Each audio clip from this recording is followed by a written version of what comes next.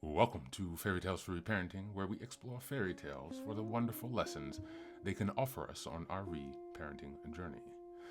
Today, we're going to be looking at the Indian fairy tale, The Blue Jackal. Once upon a time, in a dense and quiet forest near a bustling town, there lived a jackal who roamed the woods, seeking food and shelter like any other. He was an ordinary creature, blending in with the rest of the wild animals around him. The jackal was neither particularly large nor small, nor did he possess any special qualities that set him apart from others in his pack. However, one fateful day, as he wandered too close to the town, he happened upon a vat filled with blue dye that the townspeople had abandoned.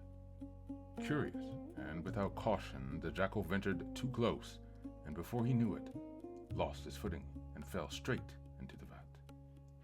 The dye, thick and vibrant, covered his entire body from head to tail, turning him a brilliant shade of blue. For a moment, the jackal felt a surge of pride. "I'm different now," he thought. "This blue color must mean I'm extraordinary." The jackal began to strut around, feeling superior to the other animals that he encountered. One day, as the jackal was wandering the woods, he was thinking to himself and hatched a clever plan. He returned to his pack and gathered them together. With an air of authority, he proclaimed, "I am no ordinary jackal. A forest goddess has bestowed upon me this magical blue color, making me her chosen one." The other jackals, seeing his vibrant blue fur and hearing his confident words, believed him at once and agreed to follow him. They no longer saw him as one of their own, and instead, they began to think of him as a king. The blue jackal relished his newfound status.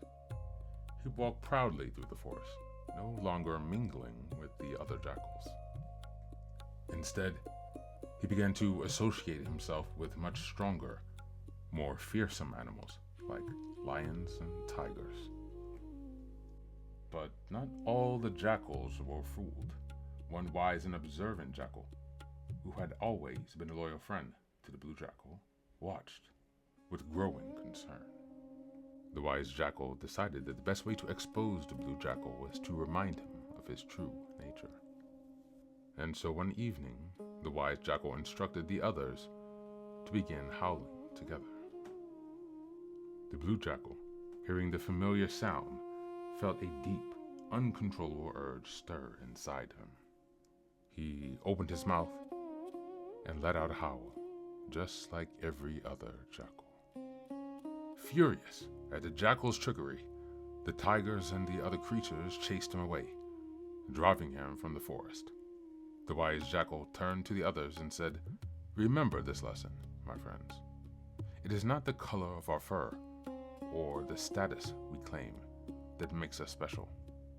It's our loyalty to one another and our honesty that truly defines us."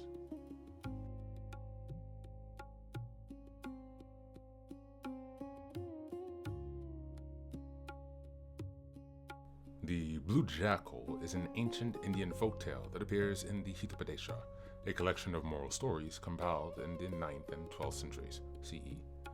Though the story itself is believed to be much older and rooted in oral traditions. The tale tells of an ordinary jackal who accidentally turns blue and deceives the other animals into believing he is divinely chosen as king. Consumed by pride and arrogance, he abandons his old friends and enjoys his false status until his true name is revealed and he is cast out. The story teaches that appearances and titles cannot replace honesty, humility, and loyalty. For those on a reparenting journey, the Blue Jackal reminds us that we do not need to hide who we are or become someone else to deserve love and belonging. It encourages self-acceptance, authenticity, and building our self-worth on character rather than on approval, status, or appearances.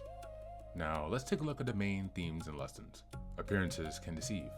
True worth comes from character and integrity, not from looking special or powerful. Pride and arrogance lead to downfall. The Blue Jackal lost everything when he became obsessed with status and superiority. Honesty builds lasting trust, Lies may bring temporary success, but deception eventually reveals itself.